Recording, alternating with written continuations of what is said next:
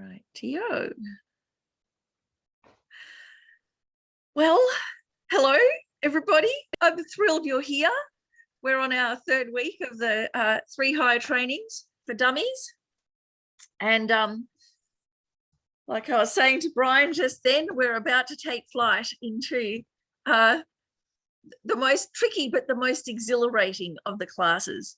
So just to kind of recap really quickly before we do our prayers to get started, the 3 higher trainings, they're things we do need to train in because they don't necessarily come naturally.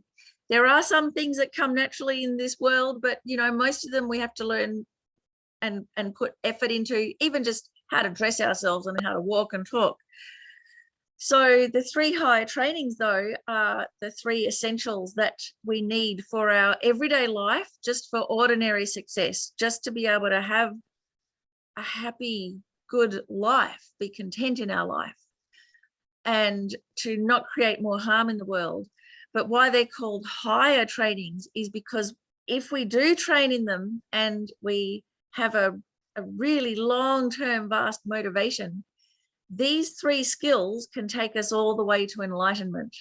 So, of course, everything in between, just day-to-day peace of mind, being able to concentrate, being able to achieve success in what we put our mind to, being able to help the world, not be a hindrance, but be a help, being able to die without fear, being able to leave a good legacy, all of those things. But as we know, on the Buddhist path, we're kind of sick of going up and down, not just daily, but if we extend that out further, we're sick of going up and down like a yo-yo from life to life as well. There's got to be a way to stop this kind of vicious cycle that we're on. So the 3 higher trainings, that's what they can lead us to: complete liberation from this cycle. And not even that, there's more. They can also lead us all the way to enlightenment. They're the essential ingredients for enlightenment. So if any picture that we see of Shakyamuni Buddha, for instance, with the 3 colored robes, whether they're depicted really simply or as brocades, those 3 colored robes, they represent the 3 higher trainings. And so in a way, just by looking at the image, we can see, yes, the 3 higher trainings protect us. So let's say some of the prayers. I'll invite John to put the prayers up on the screen to adjust our motivation, because this is what makes the trainings higher. They're not ordinary. They're going to help in our ordinary life, but that's a very small part. What makes them higher is this incredible potential to lead us to enlightenment. And so to do that, we have to adjust our motivation.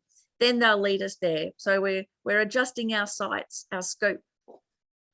So let's start with a praise to Shakyamuni Buddha, and recognizing that this is also, it's a praise to the historical Buddha. It's a praise to all the Buddhas gone before, the ones now, the ones in the future. And it's a praise to our own potential to become just like Shakyamuni Buddha.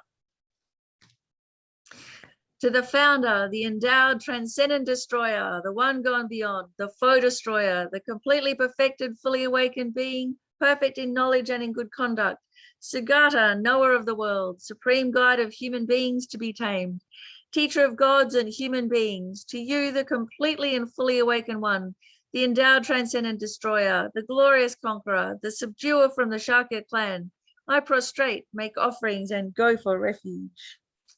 To the founder, the endowed, transcendent destroyer, the one gone beyond, the foe destroyer, the completely perfected, fully awakened being, perfect in knowledge and in good conduct, Sagata, knower of the world, supreme guide of human beings to be tamed, teacher of gods and human beings, to you, the completely and fully awakened one, the endowed, transcendent destroyer, the glorious conqueror, the subduer from the Shakya clan, I prostrate, make offerings, and go for refuge. To the founder, the endowed transcendent destroyer, the one gone beyond, the foe destroyer, the completely perfected, fully awakened being, perfect in knowledge and in good conduct, Sagata, knower of the world, supreme guide of human beings to be tamed, teacher of gods and human beings, to you, the completely and fully awakened one, the endowed transcendent destroyer, the glorious conqueror, the subduer from the Shakya clan, I prostrate, make offerings, and go for refuge. So really think that our heart now is turned in the right direction. Then we gather up everything, all the good things, everything in our imagination, everything actually in our life, and we put it all at the service of enlightenment for the sake of all. So the short mandala offering. This ground, anointed with perfume, strewn with flowers, adorned with Mount Meru, 4 continents, the sun and the moon. I imagine this as a Buddha field and offer it. May all living beings enjoy this pure land. Idam Guru Rana Mandala Kamniyatayami. Think that Shakyamuni Buddha very happily accepts our offering. And then on behalf of all sentient beings, we take refuge and generate bodhicitta. So just imagine like we're at a huge sports stadium and everybody's lifting up their voices in this way, going for refuge where refuge can be found, and going for refuge not just from ordinary problems, not just the immediate issues that clamor for our attention, but for the whole systemic problem of cyclic existence, going for refuge to be free of that. I go for refuge until I'm enlightened to the Buddha, the Dharma, and the Supreme Assembly. By the merits I create through listening to the Dharma, may I become a Buddha in order to benefit all sentient beings. I go for refuge until I am enlightened to the Buddha, the Dharma, and the Supreme Assembly. By the merits I create through listening to the Dharma, may I become a Buddha in order to benefit all sentient beings. I go for refuge until I am enlightened to the Buddha, the Dharma, and the Supreme Assembly. By the merits I create through listening to the Dharma, may I become a Buddha in order to benefit all sentient beings.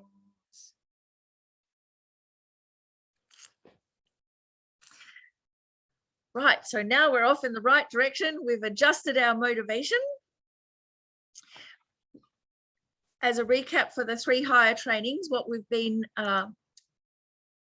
discussing over the last few weeks. So this image here, remember the analogy of those 3 higher trainings. So the training in ethics is focused on the body. So we think of it as being like our core strength. And we also think of it as ethics isn't just a nice idea or something we tell people we believe in or ascribe to. Ethics has to be embodied, literally. We have to act it out. It's not enough just to agree with it or to want to act it out. We actually have to do it. And so the core strength of ethics is the foundation for everything, for our whole practice. And at the very minimum, what it means is that we stop creating more trouble. So we stop making things even more complicated than they already are. But also, as you know, when we have core strength, things are easy, aren't they? I remember when I finally started getting strong, and instead of pushing the door into the bank or the supermarket, trying to push it open, oh my God, I'd push it and go whoosh. I'd have to be really careful. So having this strength means everything comes easily, and then you have a natural confidence. So one of the fantastic side effects of ethics, having ethics and embodying your ethics, is you become naturally confident. You stop being shy, you enjoy people's company, all of those things. So that's one of the brilliant, just temporary ordinary side effects that you can get from ethics. Then the concentration. So that's, remember, the 2 strong arms. So the 2 strong arms we can relate to in a couple of ways. What they mean is our single pointed concentration that holds our wisdom, holds the axe, that cuts the root of suffering. if we don't have single pointed concentration, if we can't concentrate, we can't have success in anything. So the arms can be, we can think of them as mindfulness and alertness, the two working together. So mindfulness keeps our eye on the road. Alertness makes sure we're not falling asleep at the wheel. We can also think of it as the two types of motivation, very broadly speaking. One, the analytical one, that goes through all of the points, it becomes very familiar. And then the other, stabilizing, where then we stop and we rest in the realization. And we have to use those two together.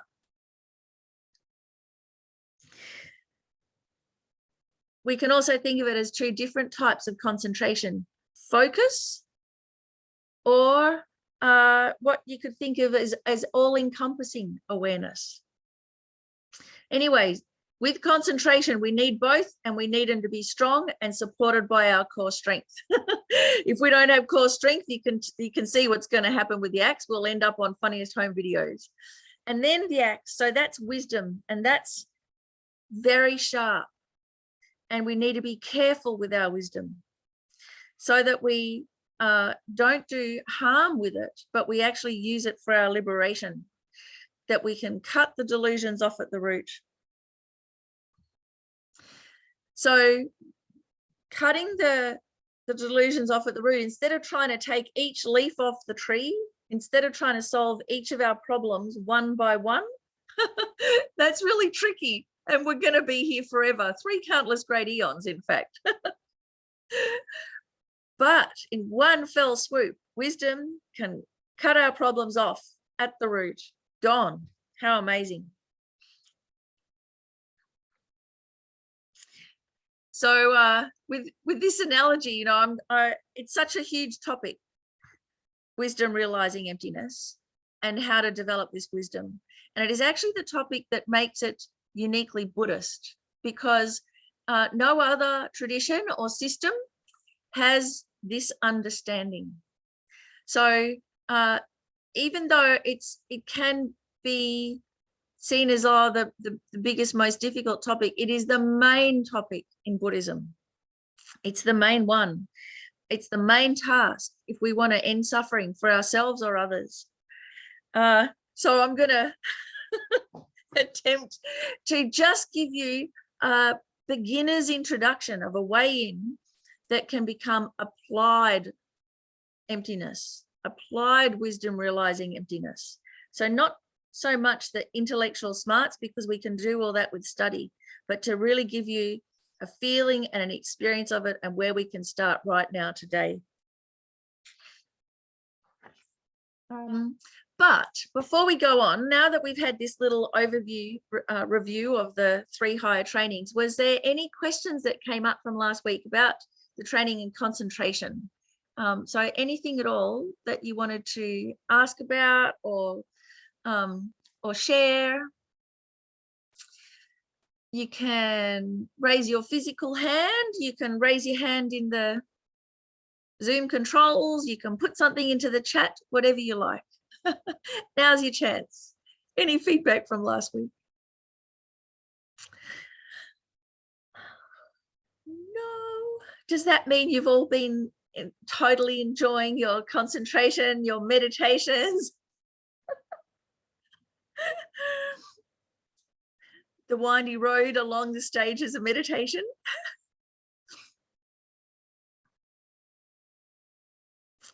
Bill and Patty, were you talking? I can't hear you. You're going to have to unmute.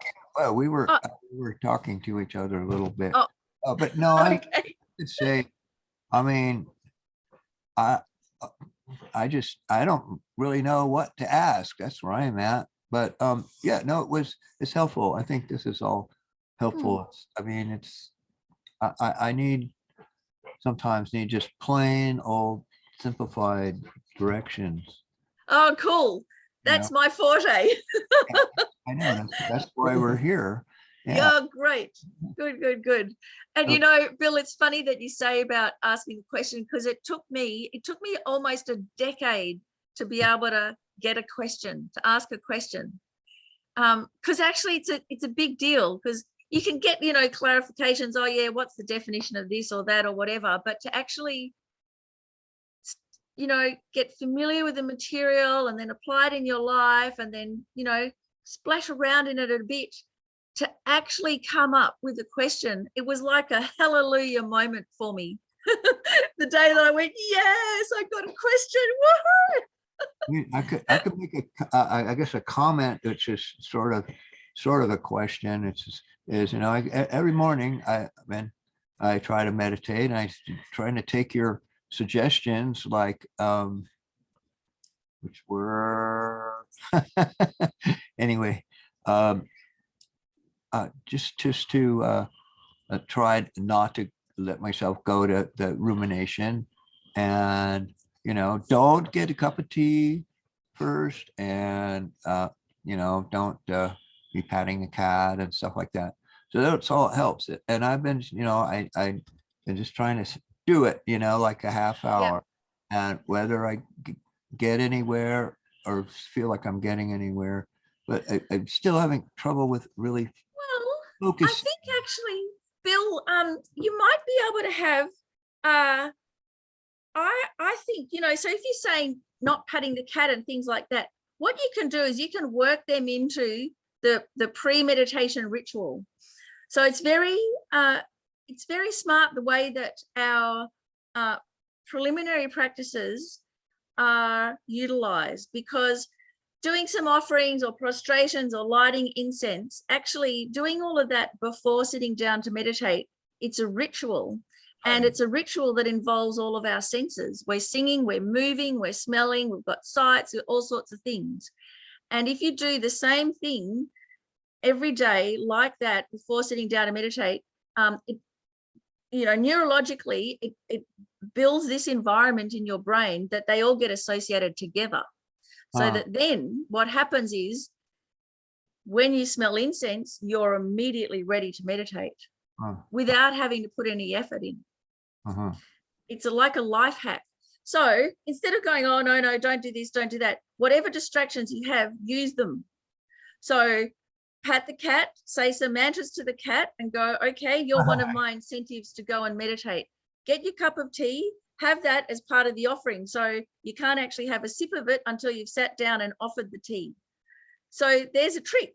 You're busting for a cup of tea. Well, gee whiz, I've got to actually sit down and set my motivation and offer it first. So you use it all together.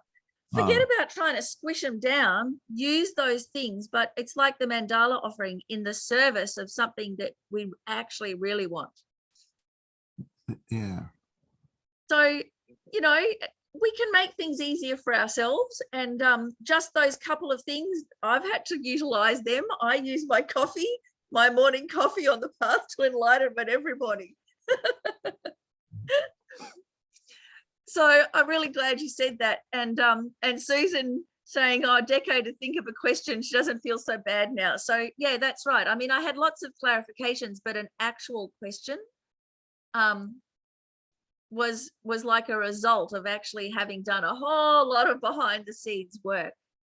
So and then I had the guts to ask my question, and then everyone was really happy that I did. It was like, you can be the designated question asker. So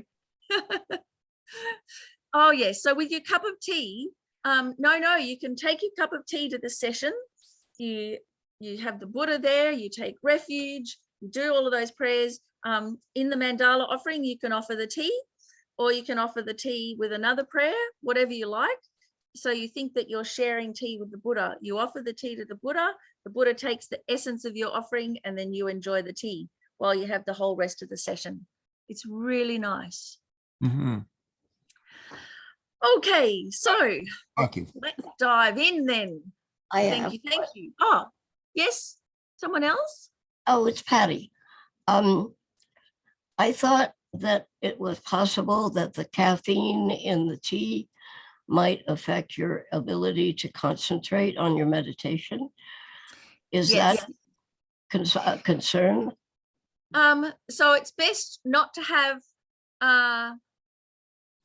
caffeine if you're trying to develop single point of concentration. having any form of artificial stimulant like that can kind of hamper you. But if you're studying, or if you're doing your commitments, or you're doing a sadhana and you're a bit distracted or a bit tired, then I don't see anything wrong with having some tea or coffee beforehand. It's not a good thing to rely on, but sure, sometimes we need caffeine and other times we don't. So then just have a peppermint tea instead. Thank you. Mhm. Yeah. thank you. Now, screen share. Is this my screen? This one. Got to get the right one. Okay.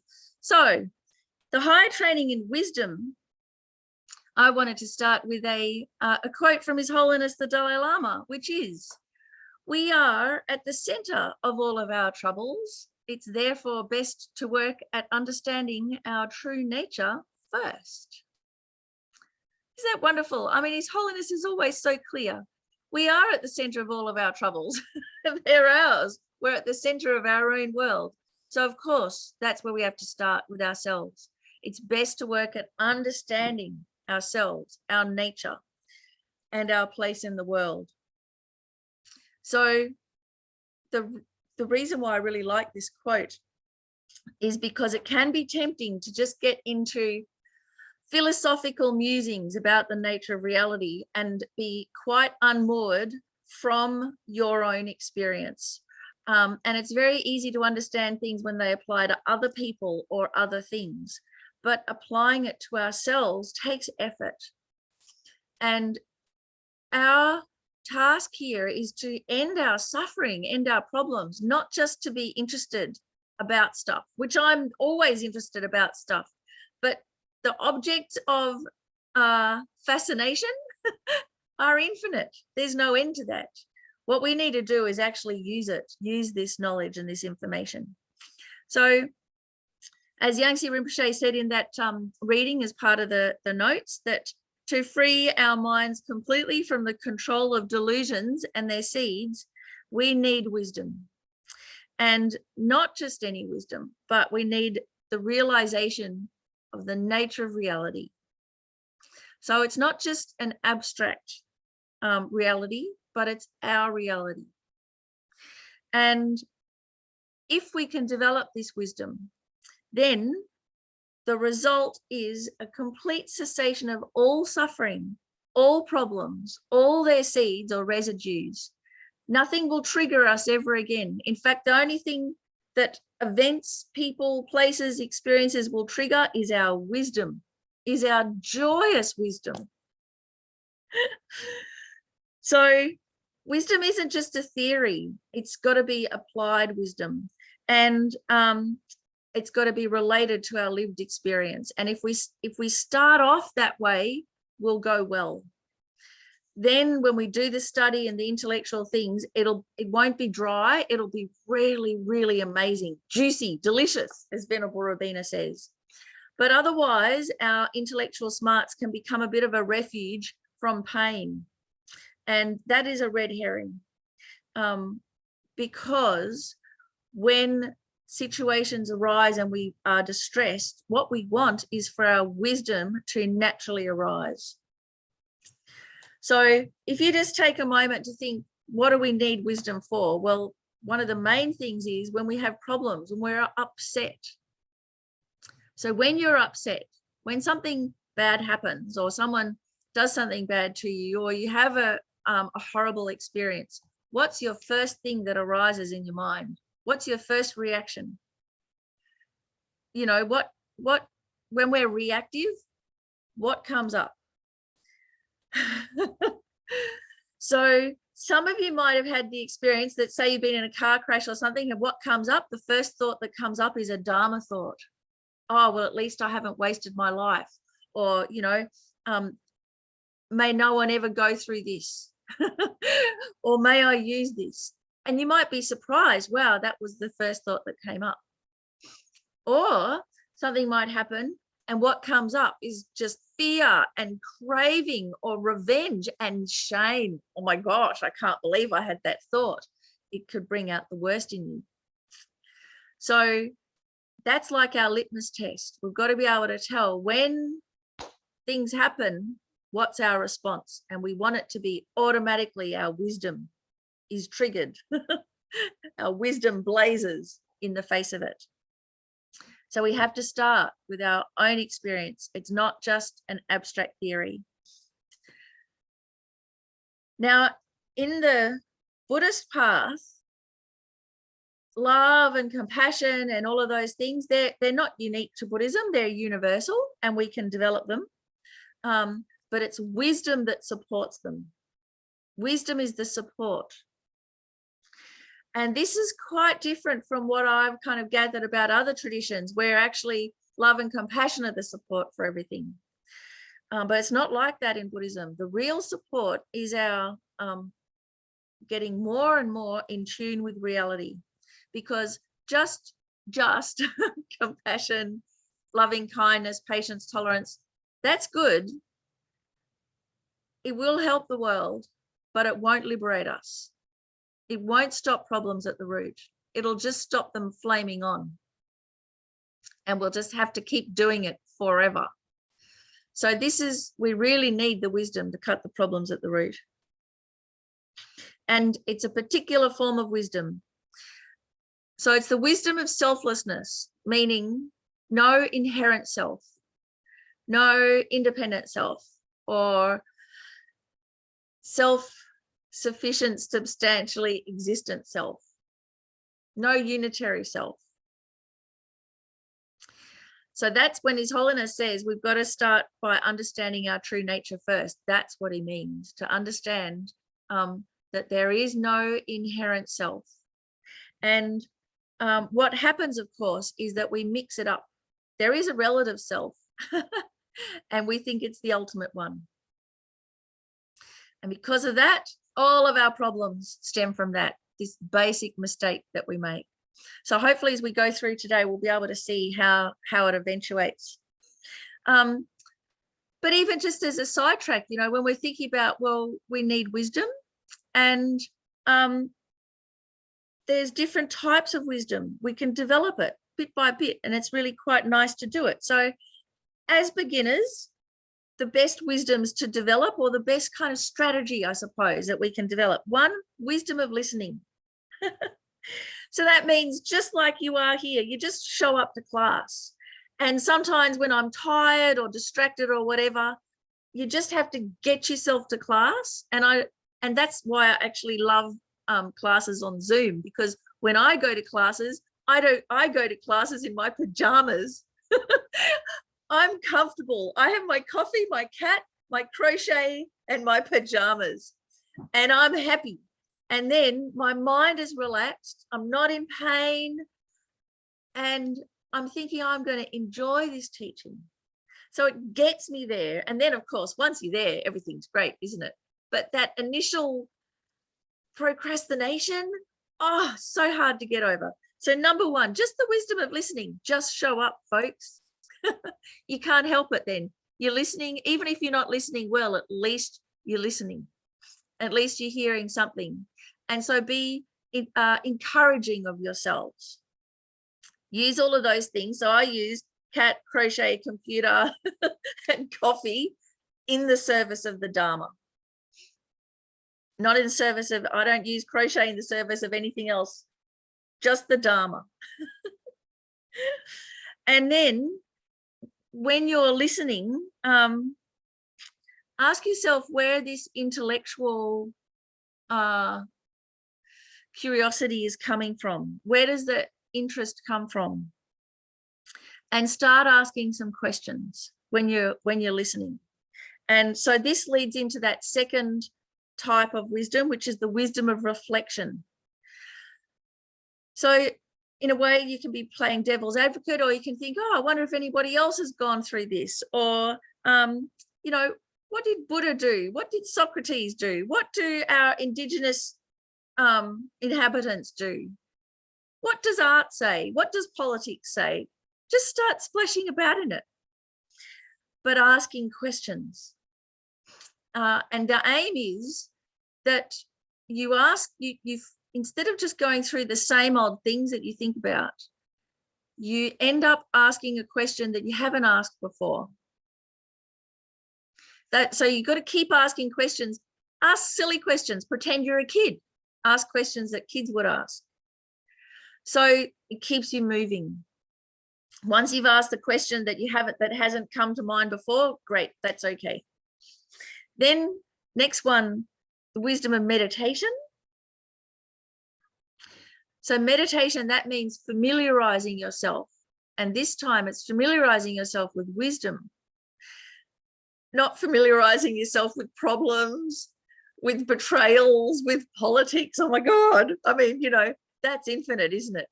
No, this is now we've got some nice juicy questions. We've splashed about it all a bit. We're kind of happy to be doing it. Now, stay there. Become familiar with that. And have that become your main reality, so that when push comes to shove, Dharma wisdom is the first thing that arises, not all the old normal habit patterns. So Phil, yeah, what questions do you have?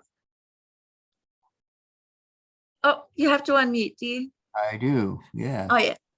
Question, can you just go back a couple minutes? You said wisdom supports compassion, and what was the other thing? Well, compassion and love, loving kindness and compassion, which are the main, practices in any spiritual tradition. Mm-hmm. They're universal, and they're universal experiences. But what supports them is the wisdom. Yeah. And it's also what makes them very broad ranging. It makes them unbiased. And it supports why it's worth putting the effort in, because if you don't have the wisdom support it, you will burn out. Okay, yeah, thank you. Yeah. So, for instance, if we're working in a place where there's a lot of racism, or if we ourselves experience racism, or if we find that we are shock horror racist,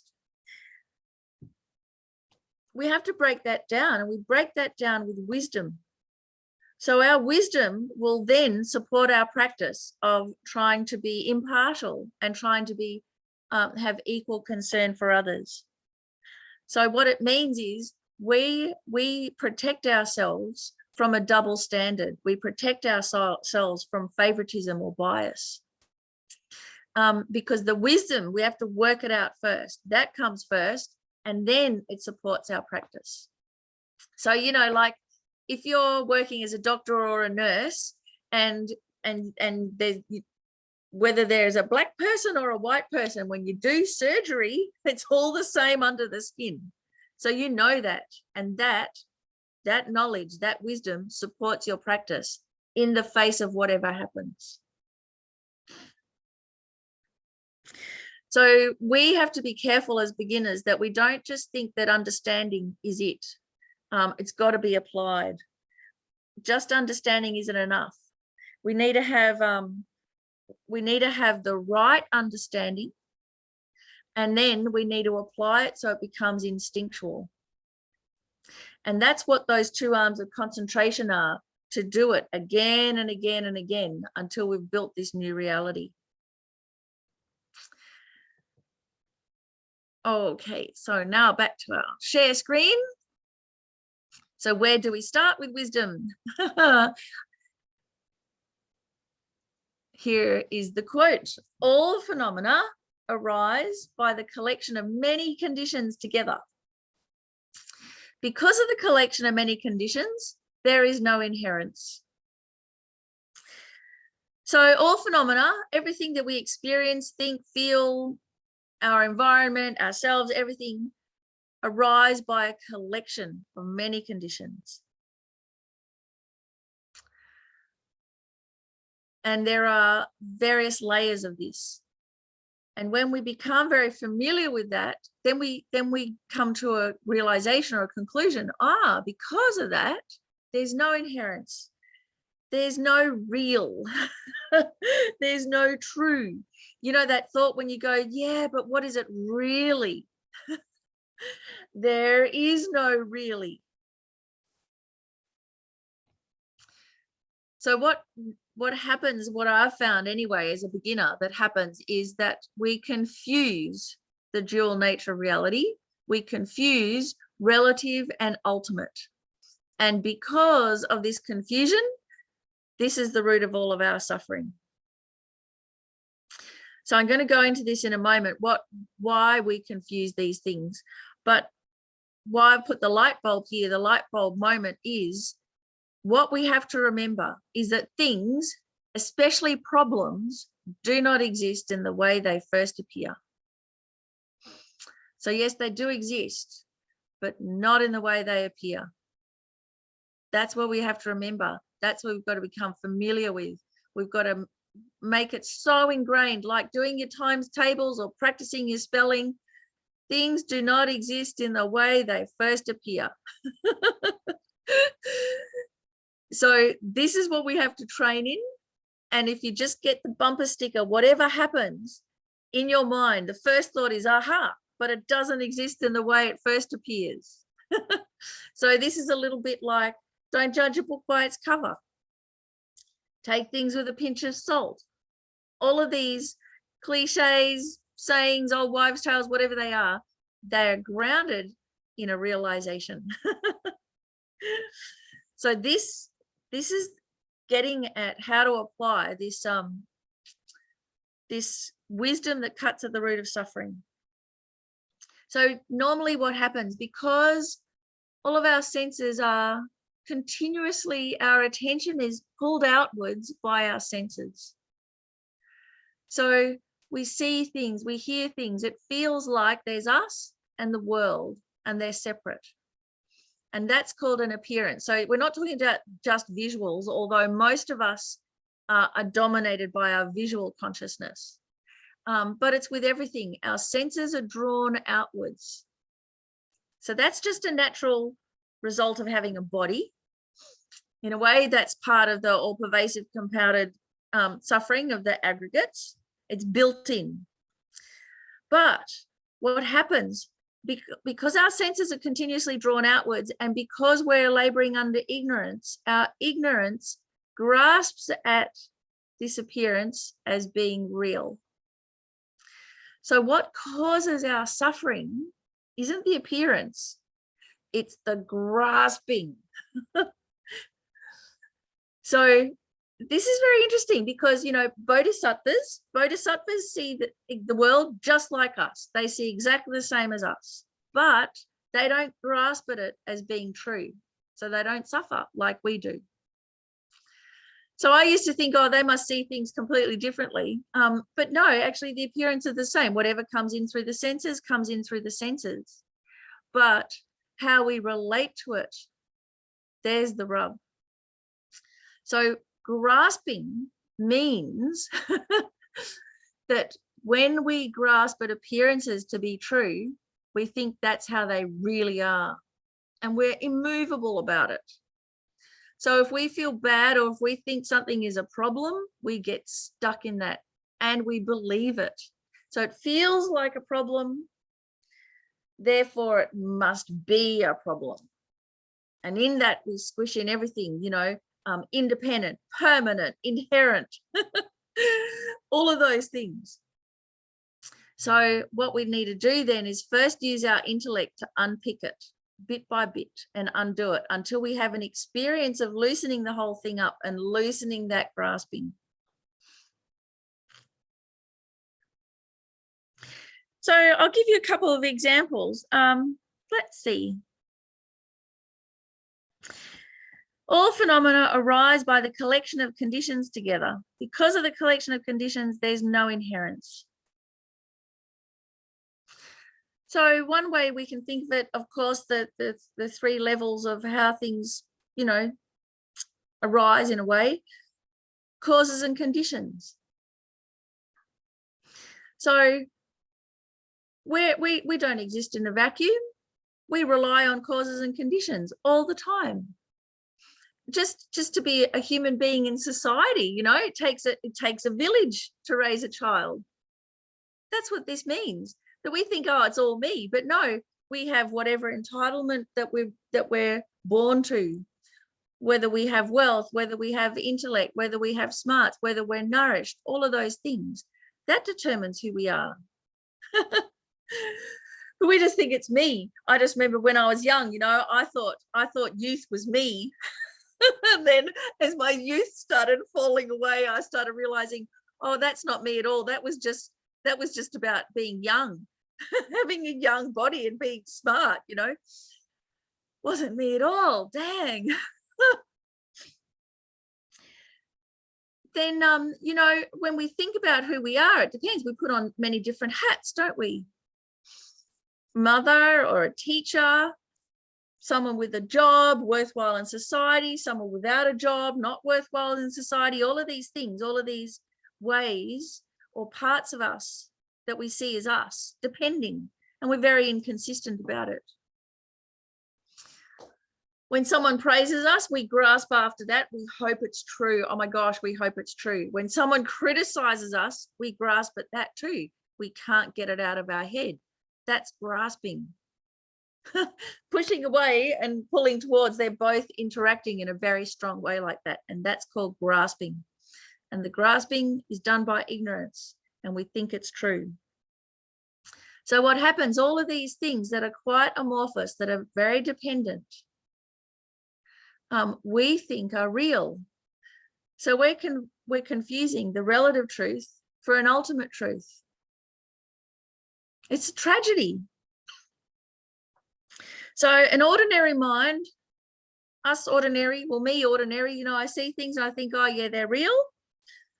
And so I ascribe permanence to them, independence to them, objectivity, as if objectivity even exists. So, you know, still we have a bit of hangover about this in science, in journalism, objective truth, as if it was possible. There's always an agenda. There's always the person's viewpoint. There's no way to be able to make an objective report. I mean, this was the wonderful thing about postmodernism. So, and in science too, you know, there's no such thing as an objective experiment. There's always the observer always influences the experiment. And yet, this is how we think. Oh yeah, there's me and there's them, as if that was objective. So what I like to do is take some things from the senses and then apply it to our emotions. So for instance, what we think is objectively true, you know, the sense of touch. So we think, oh, you know, you can touch one hand with the other hand and you can feel the hand and you think we've made contact. So that's what our senses tell us. But in actual fact, scientifically, what's happening is there is gravitational repulsion happening, that the closer one hand gets to the other hand, it propels it away, and that's what we feel as touch. So in fact, we never touch the hand. And the harder you push, the more the gravitational repulsion kicks into effect. The harder something is, a table or whatever, means the less we are touching it, the more we're repelled away from it. It's like completely counterintuitive. With sight, with color, you know, all the spectrum of the color bouncing off the objects. We see something, I'll say my necklace, you know, it's blue. So you're looking at that, you think, oh, the necklace is blue, the blue is in there. But actually, you know, of course, how sight works, all the other colors of the spectrum are bouncing off that necklace except for blue. So this necklace is everything except blue, and that's why we can see it. So once you start delving into how the senses work, it's quite extraordinary, because none of them exist in the way they first appear. It's just a conventional reality that makes it easy for us to interact in the world, but none of it's true.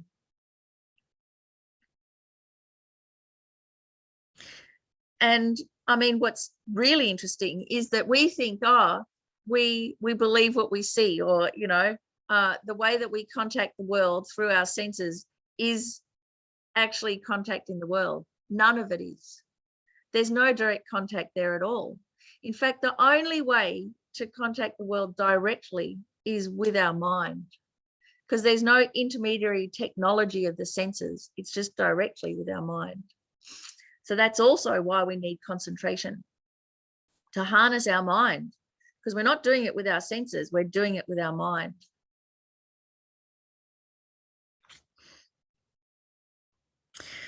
So then we can apply all of this to our emotions. Okay, so when things feel bad, we've got to remember, that's just how they feel. It's like a emotional sensation, just like something coming in through the senses is a sensation, but it's not real as such. It does exist, but not in the way that we think it does. So that should help us loosen it up, become more flexible. Go, oh yeah, it feels bad, but it isn't necessarily bad. So when COVID hit and the whole world turned upside down, it felt bad. It was so stressful, but it wasn't necessarily bad, was it? Look at us. Now I get to talk to all of you. I mean, how amazing is that? So right there, it feels one way, but it's not necessarily true. And that opens up the whole world of possibility to us. So now I have a lovely experiment to show you that we can have a go at this. So, you know how I said about appearances. So here's an appearance. So those of you that can turn your microphones on, just tell me what you see. It's not a trick question. Just describe what you see to me. Someone or other, John or Bill. Tell me, what do you see? It looks like a suitcase. I don't know. Oh yeah, suitcase. Yep. What else do you see? Various colors: gray, white, blue, a multicolored kind of. Yeah. So to me, it looks like two typewriter keys or computer keys or something like that. And so the colors. So we've got blue. You might even think of it as a blue sky. The ground. Well, the ground to me looks like a really manky carpet in a pub. Yeah, right. Yeah, exactly. Yeah. But what about the two keys, A and B? Hey, oh, yeah, I don't know. I mean, usually keys are one color or the other, but yeah, they don't have to be, I guess. So they look like different colors, right? Don't they? Oh yeah. Yeah. So, and we just think, okay, that's a no-brainer. All of us have taken this appearance to be true. A is the dark gray key. B is the, white key. It's on this manky carpet and there's a bit of sky. So, and there is a horizon. So if we keep looking a little bit more, then we'll see, oh yeah, so it's divided. There's a horizon there. There's a horizon line. Now, what about this? Just keep watching the screen and see what happens. We're going to just get rid of that horizon line. And oh my God, what just happened? A blue stripe. Yeah, blue stripe. And now what color's A and what color's B? Oh yeah, muted, not so dark gray, not so white. Well, actually, they're the same color, aren't they? Yeah, I'm just saying. Now, I'll go back again. Yeah. There we go. Yeah. We've got a dark key and a light key. Now, just keep looking at them and see what happens.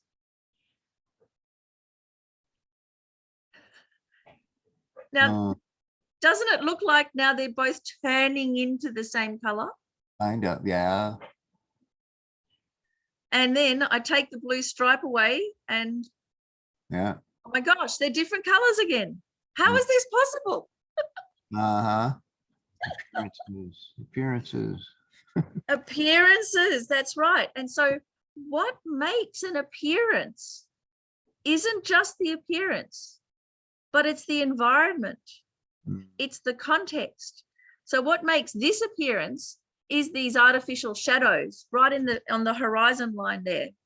And so if we get rid of those shadows, which gives us a context and tells us a story, we get rid of those shadows. And now that difference, that artificial difference dissolves. And now they look the same. We take that away, we put them in look at the contrast. Now they look different.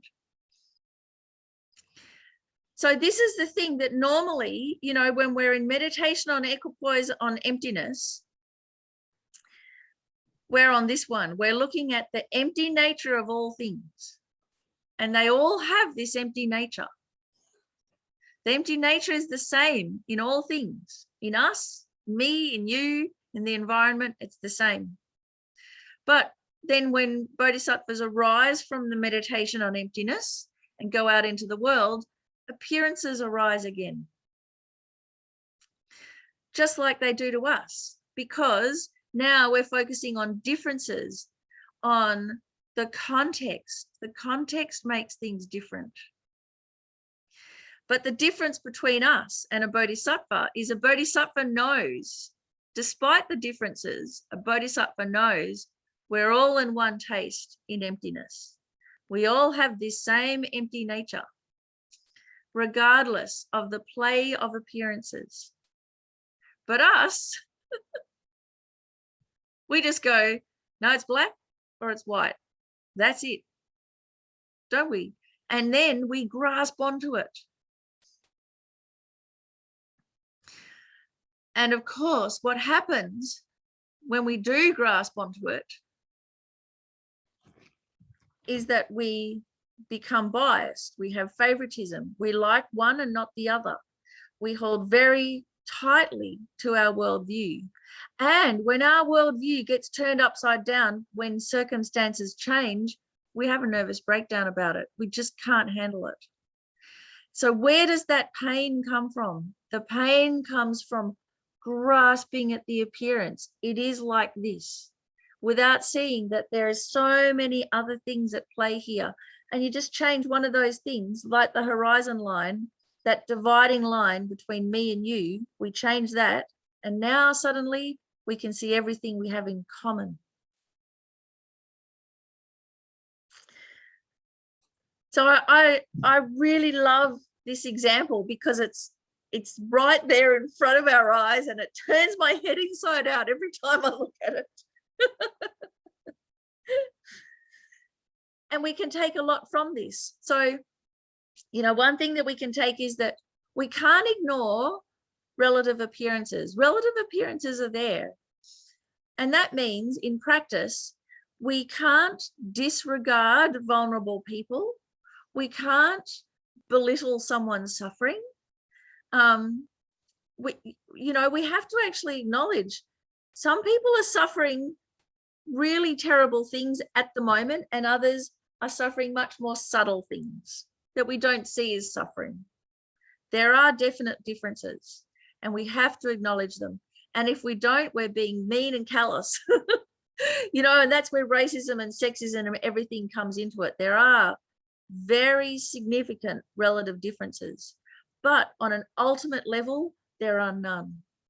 On an ultimate level, there is no distinction between me and you because we experience happiness, suffering in exactly the same way. So this arbitrary line, this line of difference, we can't let it lead to more ignorance. So that artificial line of difference, that really leads to all of the afflictions that arise in our mind, to wanting some, not wanting others, disregarding others.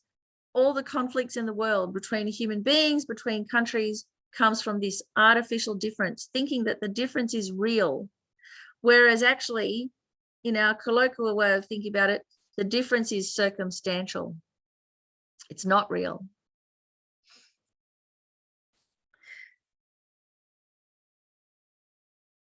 So questions, comments?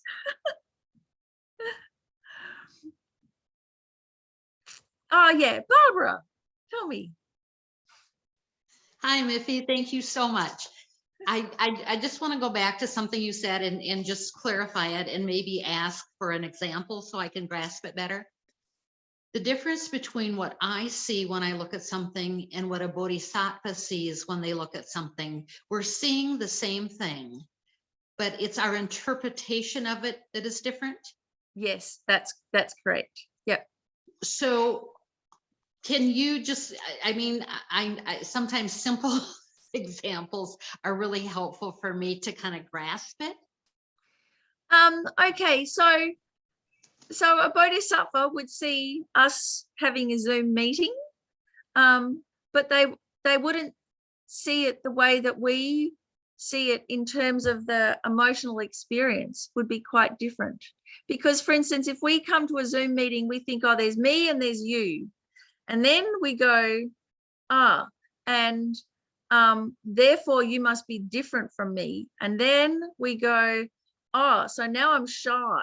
And now I don't want to, make a fool of myself because what will people think of me? And then, all of these things come running on. And so now we're really uptight at our Zoom meeting. Whereas a bodhisattva will go, here we all are at a Zoom meeting. But on this fundamental level, there is no difference between me and you.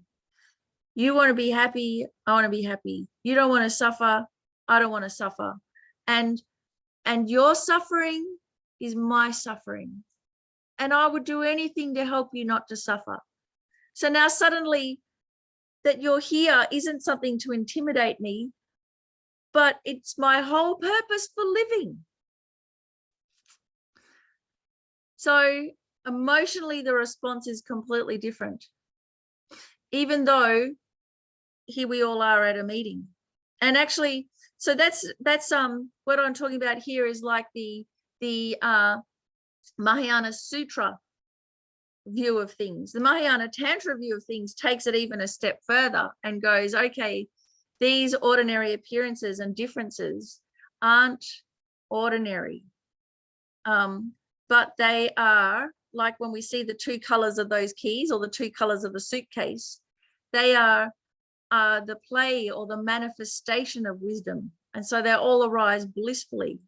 So on the Mahayana Tantra path, actually, I wouldn't just be seeing you and me as human beings, as ordinary. I would be relating directly to your Buddha nature and seeing you as Manjushri or Tara and absolutely delighting in it. So the thing with the tantric path that is very unique is that it can do both things at once. So, like with this visual example I gave you, it's either the black and the white key or they're both gray. But we can't see both at the same time. We can't see the difference and the similarity at the same time with our eyes. But on the tantric path, you can see the appearances and know their empty and inherent existence at the same time. And that's what makes it so powerful. So a bodhisattva, sees you and me, no problem, has a cup of tea, no problem. But the experience of it is fundamentally different because it's supported by this wisdom. Thank you. What's another example that we're quite used to is like when we hear, the kind of music that we like. And see, with music, we're just slightly more tolerant because we'll go, oh yeah, each to their own. We don't go, gypsy music or post-industrial music is the best in the world and let's ban the rest. We go, no, this is the music that I like. That's the music that you like. No one can say what's the best music in the world. No one can say what's the worst. We might be tempted to, but we know we don't have a leg to stand on. So why do we like particular music? It's not in the music. It's in the context. It's how we felt when we first heard that song. It's whether we were getting bashed up listening to that song, whether we were vomiting listening to that song, or whether it was our first kiss listening to that song. Whether it's a song that you have to listen to at work over and over and over and over again until you cannot bear it, the music, or whether it's something that you love putting on at the end of the day. So all of that, that's circumstantial. It's not in the song. It's nothing to do with the song. It's associations. You know, what culture you're brought up in, whether you can hear the demi-semitones of Bulgarian voices, whether you love opera, whether you love death metal, it's all in the associations. So I noticed, you know, for instance, the great singers, Tom Waits, Lou Reed, they can't sing, but they're great singers. How is this possible?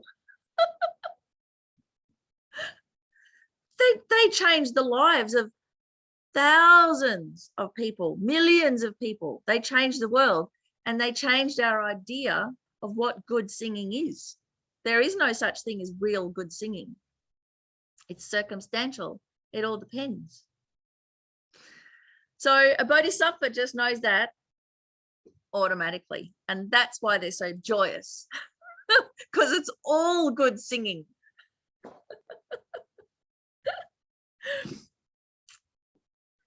So let's have a look at then some easy stuff.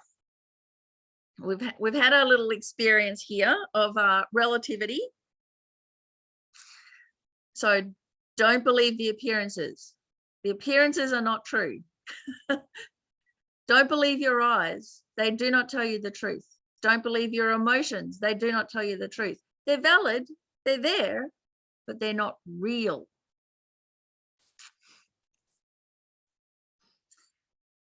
And here it is again. They're not real.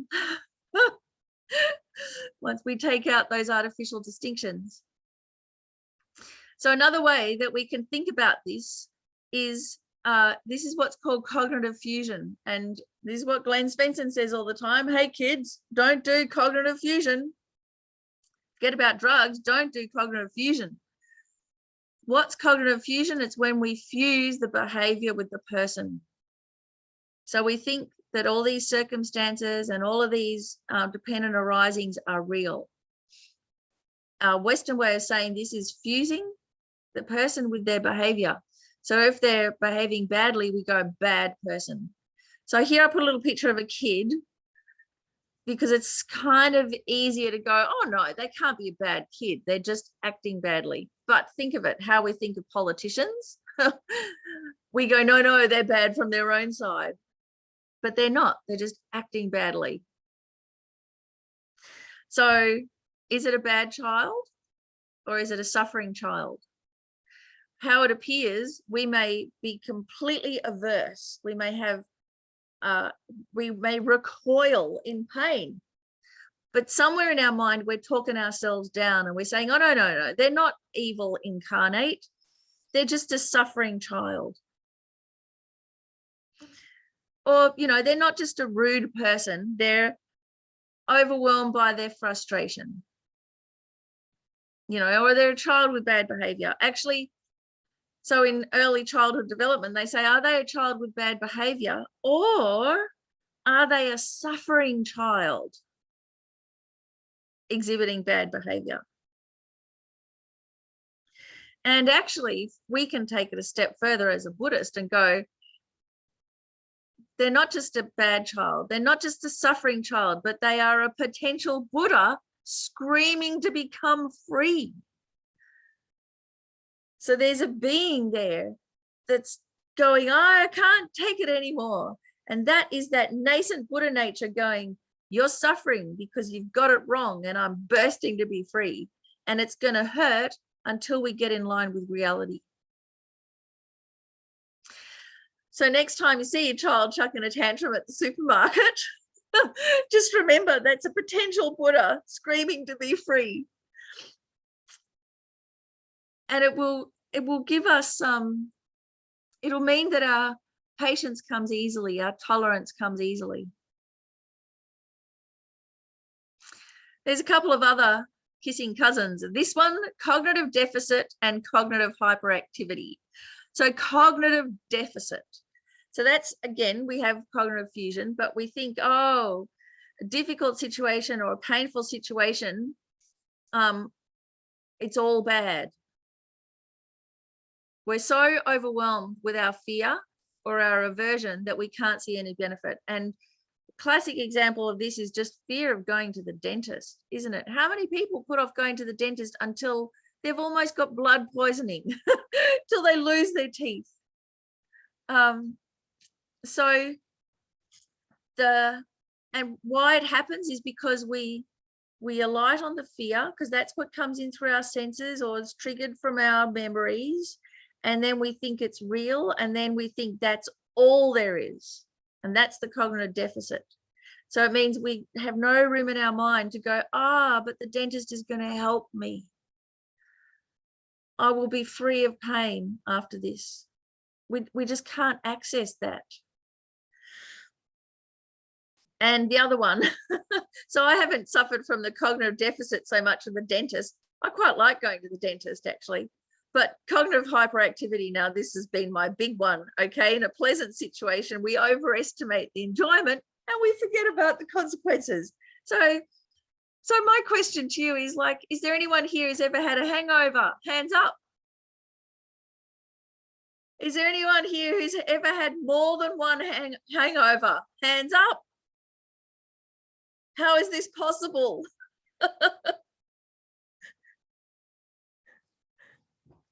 So that's like thinking, maybe it'll be different next time, so cognitive hyperactivity, thinking, what? A hangover again? How? Why? So cognitive hyperactivity also is where we emotionally, of course, that's why we have hangovers. It's why we overeat. But emotionally, it's where we smooth over things to keep the peace, where actually we should have called out bad behavior, or we should have confronted it or stopped it in its tracks. But it's distasteful. We're a bit shy. We're stuck in the me and them. We're forgetting about our commonalities. And so we just go, it's okay, I'll just smooth it out. I'll just make it nice. I'll just cover it over. I'll just make small talk. I'll laugh, do whatever.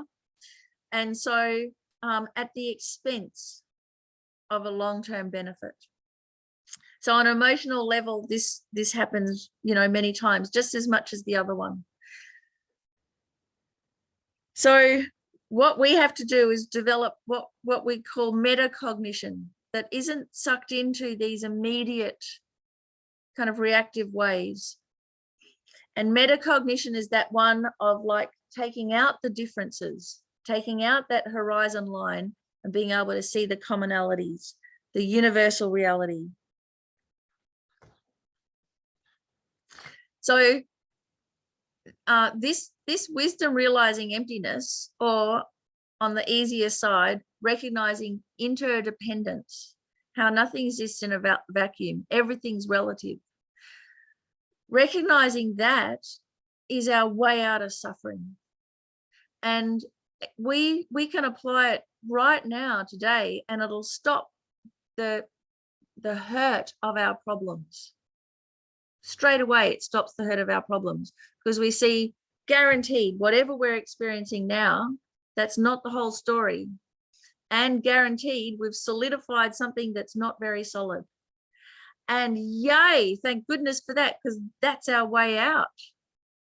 The problems can change. In fact, they have to change. They will change, whether we want them to or not. So thank goodness for that. This is a power that we can harness. So here's another example with the movies. Okie dokie. Cinema Nirvana. So, okay, we've all been to the movies, haven't we? We've all paid money to be taken for a ride. We've all paid good money to go and partake in something that we know is not real. Why? You know, because it changes us. It moves us. Some movies can change our life. Others can just take the edge off for a moment, you know, having a good laugh. So why does this happen? Because we go through this process. Even though we know it's fiction, emotions arise and it can be cathartic. So in the same way, our whole life is like this, our whole life. Appearances arise and we respond, but we suffer because we think they're real. So I think the very first movie that was ever made was made in Australia by the Salvation Army. And they showed a movie of a steam train coming towards you. So you can imagine what happened. Everyone stampeded out of the theater screaming, "Oh my God."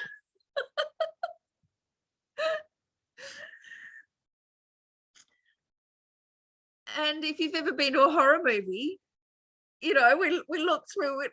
Can I not watching, can I see through my fingers yet? Don't we? So what are we doing? That's trying to get rid of that horizon line, the dividing line. We're trying to go, oh, actually, it's not real. It's just me. But it's so delicious being scared in a safe environment. So I'll open my fingers up again. But no, I can't look. So we play with that. And it's actually quite fun, isn't it, to play with that? So we can do that with our life too. We can look at the big picture, the commonalities. Then we can experience the differences, but in a different way.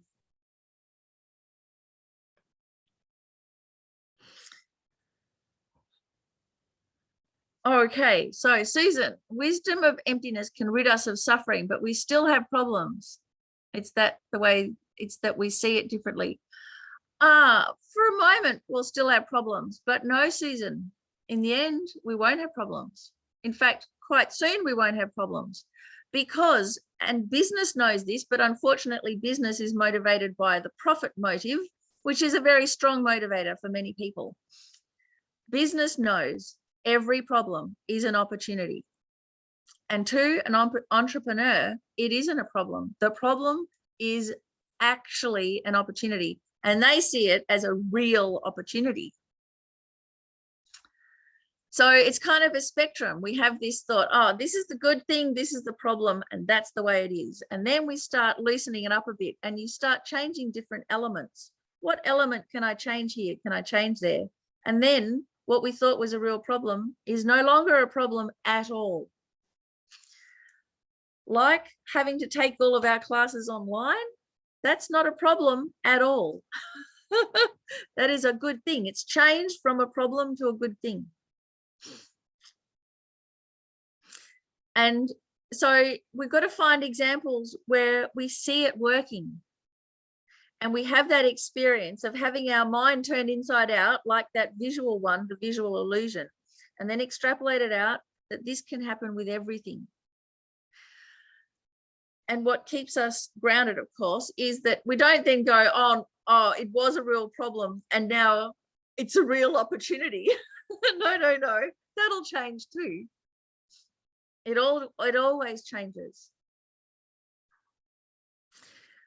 The tantric viewpoint, of course, though, sees everything as an opportunity.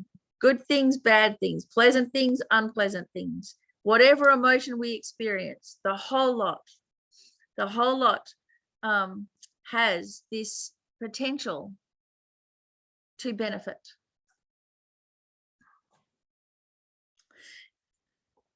So, Miffi? Yep. Would you mind, before you go to a different slide, I just would like to write down the definition of cognitive hyperactivity. Oh, Would you okay. mind So going back yes, to that, so I can I'll go understand back to a that little one. Let me go back. I just have to go forward and then back. Here we go. So in a cognitive hyperactivity is in a pleasant situation, we overestimate the enjoyment and forget the consequences. So we fuse with the good stuff, and we think the good stuff comes from the thing out there.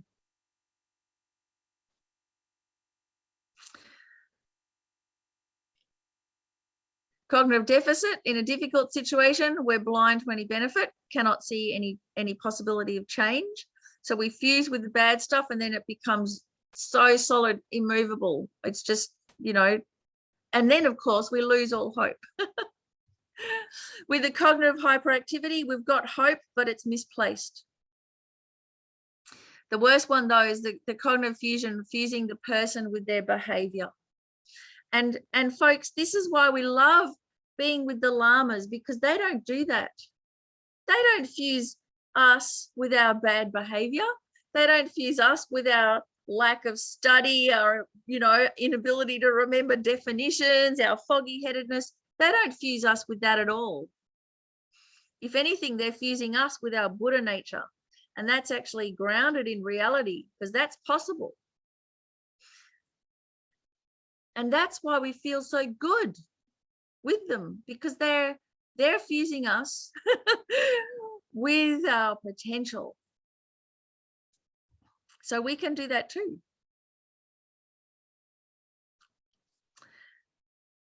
So here's the solutions. Just a rule of thumb.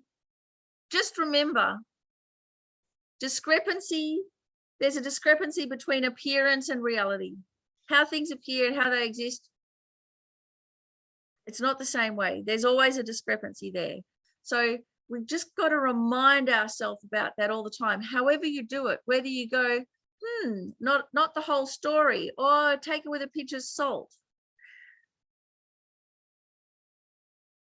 So this is why I have pink hair, by the way, because my pink hair is like my exam to you guys. I'm throwing out a way of being able to tell, are people taking my appearances as being true or not? So I notice how people react to my pink hair, and then I can figure out, oh, which kind of tack to take. So a whole lot of people think, oh, pink hair must be really ditzy, you know, must be a wild person or extravagant person. Actually, I'm very conservative and very serious. But the pink hair is just like this, you know, it's just like a litmus test for you guys. And then there's some people that go, oh, pink hair, you know, no good, can't know anything. There's other people that go, oh, pink hair must be okay. This Buddhist center must be all right to go to. There's other people that don't even notice pink hair. How amazing is that? There's little old ladies that are so joyous. Oh, darling, I wish I could have hair like you, but my daughters would never forgive me. There's conservative people that go, oh, how very dare she. And when I was younger, people would throw things out of cars at me. I have been hit in the head by Coke cans and beer bottles, like, whoa, how very dare you? Because a woman standing out is an affront to a young man because of the insecurities that they have. So all of this, it's how I get a read on the world. So there is a discrepancy between appearance and reality. And you can use your own little methods of how to figure this out, you know, whether you put on a suit or whether you don't, like, you know, how people treat you. As women, you know, if you go out with wedding rings on or no wedding rings on, the way you're treated in a shop by the shop ladies is completely different. The moment I put on wedding rings, I wasn't married. It was actually one of the nuns gave me their old wedding rings. The moment I started wearing the wedding rings, I started getting served faster by the shop attendants. I mean, we can use this to help us. And of course, then, you know, the monks and nuns, they put on the robes to trigger all of the good qualities in us, all of the good associations. So we act better and they act better. And it's a fast track to enlightenment.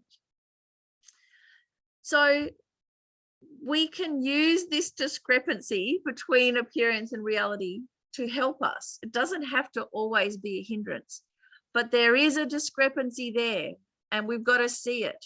We've got to recognize it when it's there and keep on remembering it. And Remember, kids, don't do cognitive fusion.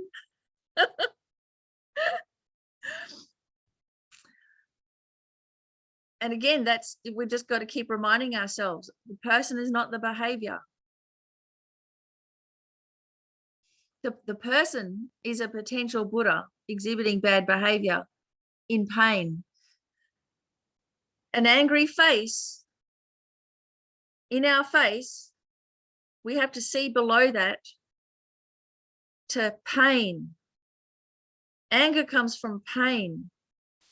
But we don't see that, do we? We just see angry, go, oh, bad person. No, what we've got to do is see below that to a person in pain. And the other rule of thumb, work on your own mind first, rather than an abstract philosophy.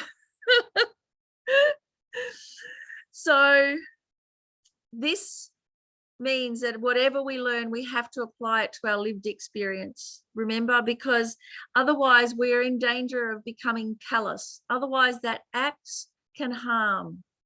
We can go too fast, too hard. We forget that we might be quite smart and understand all of these things, that people still suffer and their emotions are very, very basic. You know, you might be an intelligent adult, but the emotions can be way down at being a toddler. And now with COVID, everybody's vulnerable. Everybody's really sensitive. All of those, just what like we were saying before, you know, the social glue that holds society together has dissolved. So everybody's hot-headed, quick to anger, very vulnerable, takes affront and offense almost immediately without even knowing that that's what's happening. The looking after self-interest comes up much, much stronger. The neglect of others. So for that reason, we have to always try and make it applied wisdom, applied emptiness, applied wisdom realizing emptiness. Apply it to our own mind and how we treat others. And that will save us from becoming cynical or impatient with others or callous. So if you notice you become impatient with others, that's because your wisdom isn't supporting your compassion.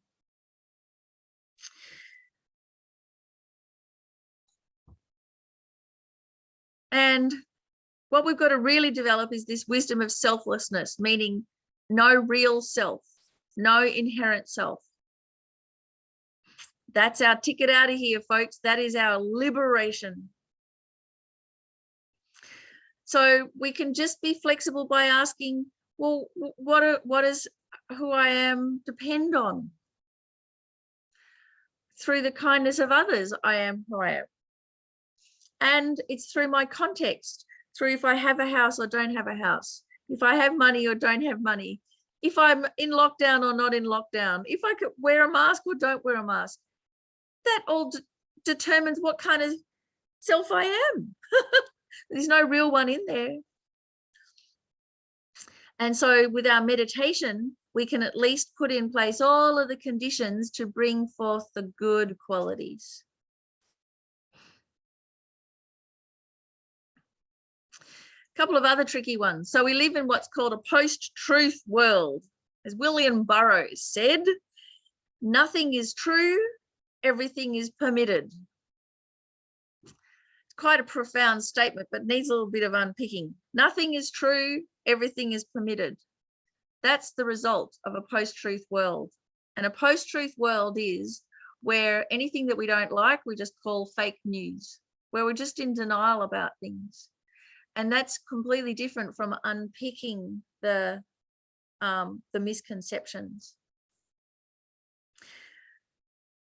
So to deal with this, we have to check our sources. And so it means with the news, checking our sources, but also means with understanding reality, checking our sources. And, you know, we've got a whole Western canon of science, of psychology, and they both purport to be objective, but there's no objectivity in there at all. It's completely influenced by white middle-class male culture for a start, by imperialism, by materialism, So we've got to check our sources and see the context. And if we do that, then we can use all that information. Then we can use science and psychology and politics because we have a realistic view of it. Retrain your thinking and retrain your feeling. So this is why I got this little cute picture of a house. Hopefully you're wondering why she put a cute picture of a house there. That's a bit twee, but there's a reason for that. So when we're starting out, especially with developing the analysis of selflessness, when we're starting out, we're going to feel really clunky. We're going to be like a grown-up picking up crayons for the first time and trying to draw a picture of a house. It's going to be very rudimentary, and we may get frustrated quite early in the piece. But that's just the beginning part. As you get better and better at it, you'll be able to draw reality much closer until you might actually get as good as the architect. You know, like architects' drawings are like the drawings of the mandala. They're very fine, complex, sophisticated understanding of reality. And how that comes from retraining your thinking and your feeling. So at the beginning, don't worry if you feel clunky, that's okay. And we can take our cue from the kiddies as well, because they don't care if the house turns out okay or if the chimney's on the wrong angle. They just like drawing. So we can too. We can just like meditating. We can just like analyzing. Enjoy it, and we'll get there.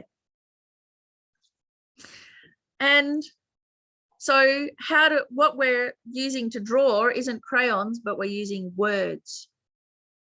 We're using words to reframe our reality. And so we can get very particular about what words we use and hone our wisdom that way by at least using the right phrases, the right definitions, and getting used to using that technical Buddhist language in our everyday talk, because it helps reframe our world, our whole experience. Our experience is made by how we describe it. We think our experience comes from out there. No, no, no. It comes from how we are describing it to ourselves. And so this is like a life hack. We start describing it in a new, wise way. And if all else fails, just ask, what would the Dalai Lama say? What would His Holiness say? How would His Holiness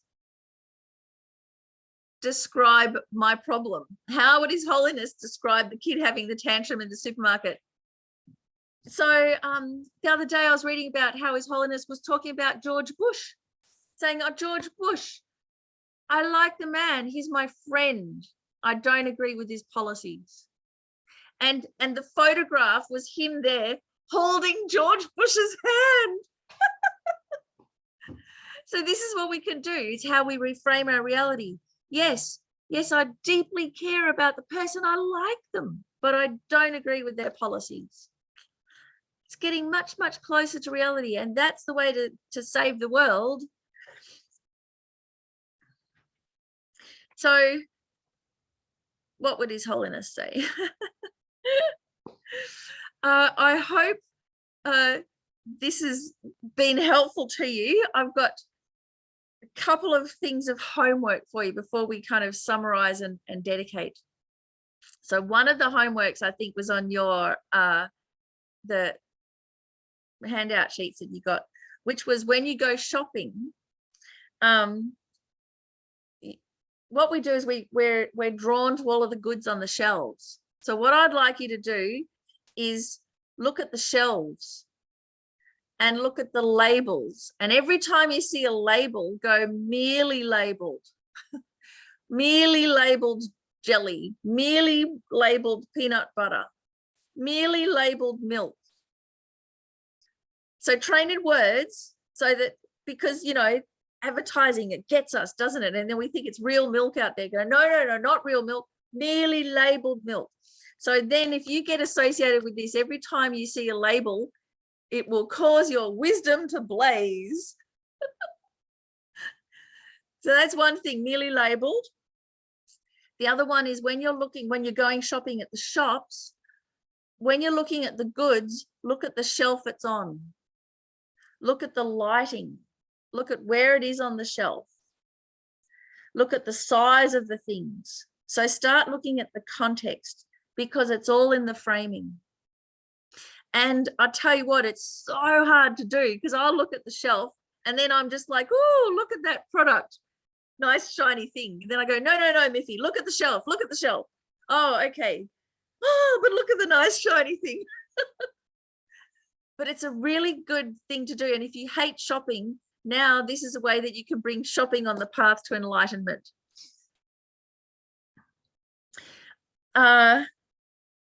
Okay, so that's homework number 1, to do with shopping.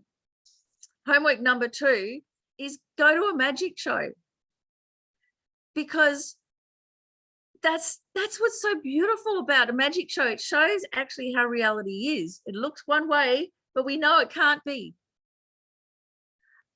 And a magic show is so delicious because, again, it's causing our wisdom to blaze, because we get this sensation, looks one way, but it can't be. And that in itself is just so fun. So whether you can go to a magic show, or if you just look at some contemporary magicians like Dynamo or someone like that, the contemporary ones, not necessarily the rabbit out of a hat, but the more nuanced tricks, and the kind of the tricks in the field when they go out onto, you know, supermarkets or alleyways or whatever, and they just go, oh mate, you know, can I do a trick on you? And then they do, and then everyone goes, what? And their minds are turned inside out. So that's your second lot of homework. Go to a magic show. So before we finish and do our dedications and I do my little summary, any last questions or comments? Anything? Barbara, yeah. Okay, you said anything, so. Yeah, go for it. The circle, how is it described? The emptiness of the 3 circles. In emptiness, there is no I, creator of negative karma. I know at least how to approach that. The next one is there is no action creating negative karma, and then there's no negative karma created. Those two, yep.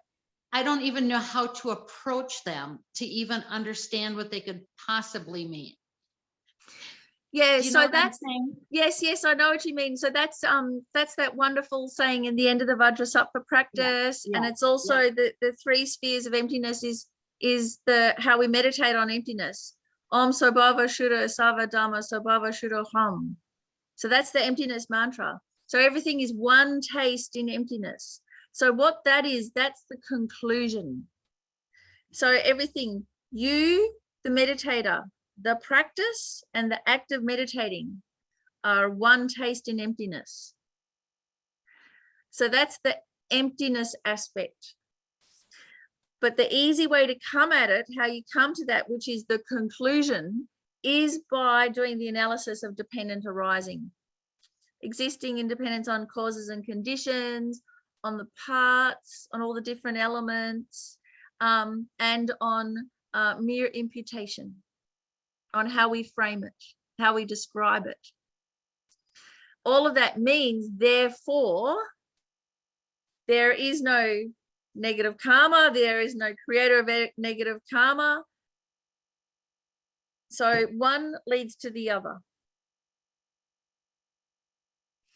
One is all of the workings and the other is the conclusion. Conclusion, emptiness of inherent existence. All the workings, dependent arising. So the dependent arising, that's relative truth.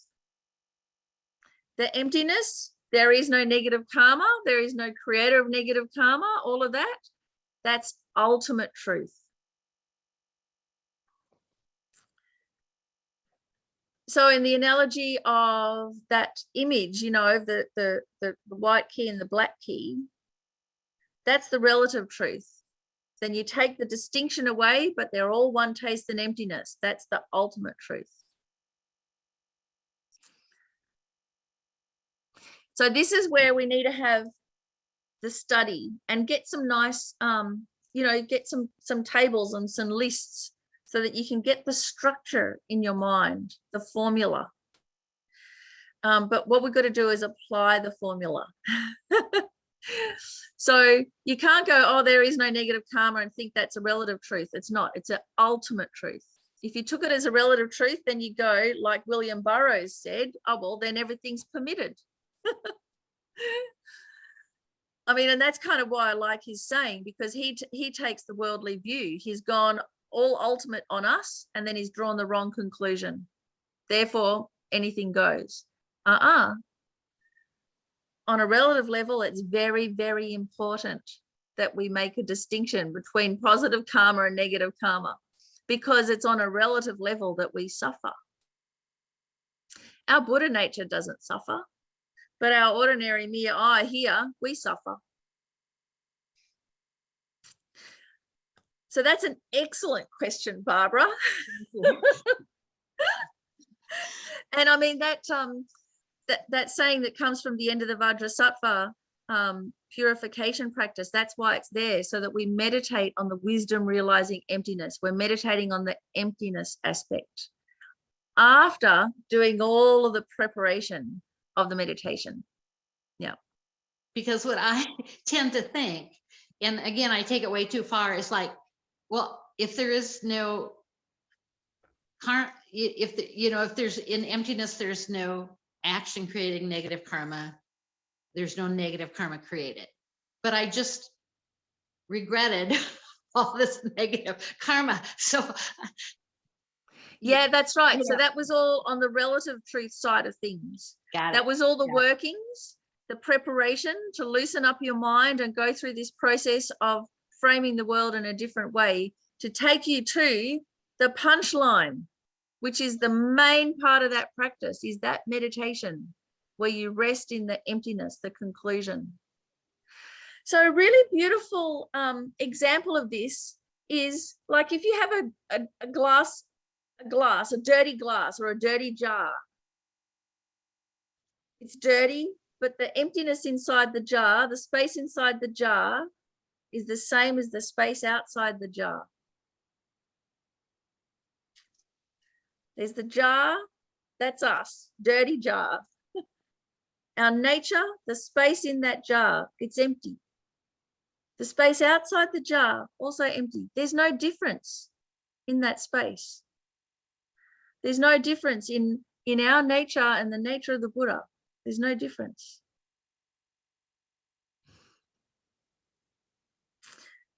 So the difference there is where we make that arbitrary distinction. And that's where all the, you know, and that's why we do the Vajrasattva, to clean up. So excellent. Good. Thank you. Thank you so much. So the summary, our wisdom recognizes our connection with others. That's the relative level, interdependence. And when we recognize this, then we feel close to everybody. So this is how our wisdom supports our feeling of affection and care towards others.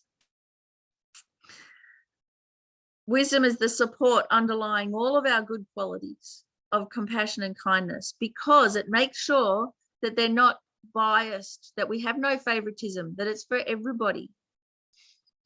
And that means we won't burn out. And the wisdom realizing emptiness, the ultimate nature of reality. This is the only thing that cuts the root of suffering. So this is the one that we have to develop. We have to develop this wisdom. All the study, we have to do it. There's no way out. But we have a huge incentive, don't we? Because we don't want to suffer. And the study can be enjoyable. The practice can be enjoyable. Doing Vajrasattva practice can be enjoyable. and can be supported by our intellectual understanding. Then we put it into practice. Then we go out into life and we feel different. We act differently. So let's get up the dedication prayers, shall we? And you can think, well, all of this effort that we put in, that's what we're going to dedicate.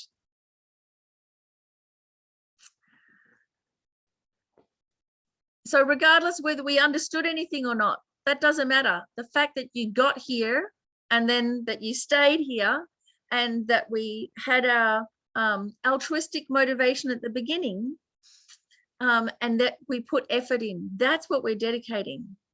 That's the investment. And so imagine gathering that up as, you know, piles of jewels and baskets of fruit and wonderful everything that you can imagine, and thinking, okay, all of this we're going to put at the service. We're going to dedicate all of this today to being able to achieve our goals. And this is our goal. Due to the merits of these virtuous actions, may I quickly attain the state of a Guru Buddha and lead all living beings without exception into that enlightened state. Oh, so I'd like to say that again, but singing it. Due to the merits of these virtuous actions, may I quickly attain the state of a Guru Buddha and lead all living beings without exception into that enlightened state. And then bodhicitta, remembering it's both relative bodhicitta and ultimate bodhicitta. It's both the good-heartedness and the wisdom. May the supreme jewel bodhicitta that has not arisen arise and grow, and may that which has arisen not diminish, but increase more and more. And then think, oh, how wonderful we've spent the time like this today, and offer all of this great feeling for our precious gurus. The wish-granting, wish-fulfilling jewel, source of every single benefit and happiness in this world, to the incomparably kind Tenzin Gyatso, I beseech, may all your holy wishes be spontaneously fulfilled. I think, may we be the ones to do so. For Lama Zopa Rinpoche, you who uphold the subduer's moral way, who serve as a bountiful bearer of all, sustaining, preserving, and spreading Manjunath's victorious doctrine, who masterfully accomplish magnificent prayers honoring the three jewels, Savior of myself and others, your disciples, please, please live long. For Ursulhita, Venerable One, to you whose kindness exceeds that of all the conquerors, for those wanderers in far off places, especially the West, mindful of your loving concern for us, in intentionally descending again into a family of a far distant land, we make this request. O Lama, please, please live long.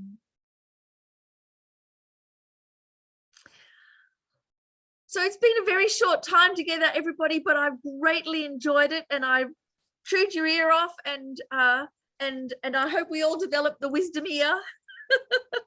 And I really hope to see you again sometime soon. And please take care of each other, as Geshe Zopa says, and really enjoy your studies. Thank you so much, Miffi, for being Thank you, Miffi. Thank you so much. Thank you, Miffi. Thank you, so much. Miffi. You're a rock star. Have fun. See you later. Yeah.